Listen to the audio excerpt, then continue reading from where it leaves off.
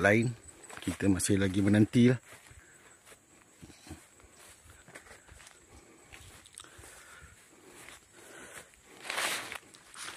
Berkebun ni kita banyak kena bersabar lah.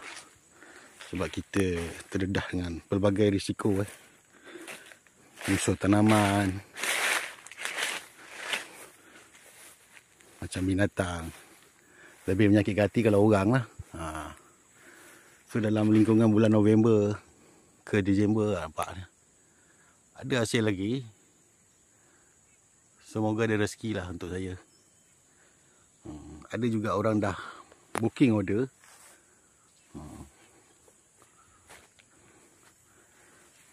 Ni yang tadi yang saya hanya hasil pokok ni lah. Yang ni baru nak masak lah. Tapi belum lagi.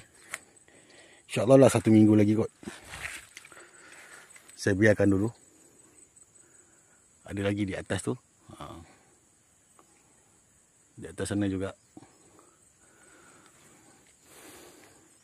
So, satu pokok tadi hasilnya anggaran dalam sekitar 20 kilo.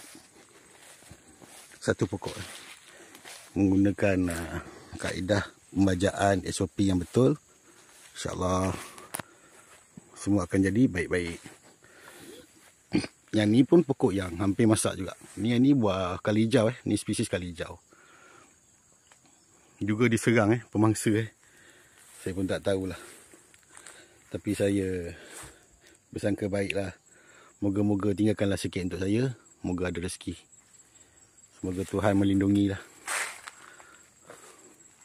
buah-buah di sini. InsyaAllah. Banyak juga.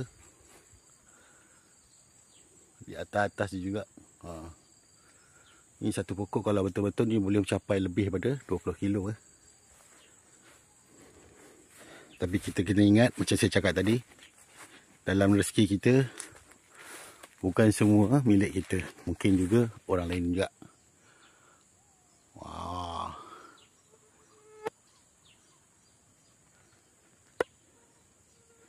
Ini yang menggerunkan.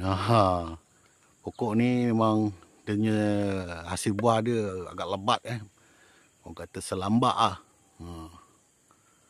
Bila selambak ni, tu dia. Ni anggaran ni kalau satu selambak ni kalau betul ni lebih 4 kilo ni.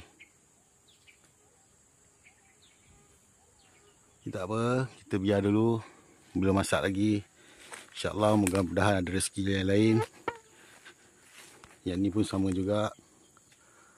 So keseluruhan di sini ada dalam 70 pokok.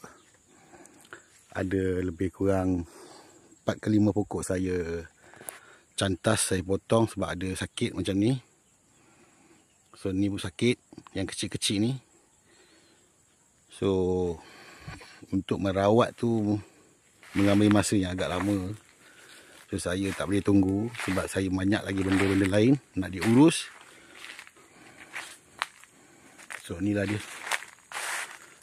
Ni yang dipanggil tak jadi buah tak jadi. So insyaAllah sekitar November ke Disember kita jumpa dan kita tengok hasilnya. Mudah-mudahan rezeki hujung tahun ni Allah nak lagi lebih baik daripada sebelum-sebelum ni. So itu saja untuk hari ini. Untuk bulan baru 1 November 2025. Semoga segala urusan dipermudahkan, diberi kesihatan dan kekuatan dalam menghadapi apa jua rintangan dan cabaran. InsyaAllah. Kita berjumpa lagi. Assalamualaikum warahmatullahi taala wabarakatuh.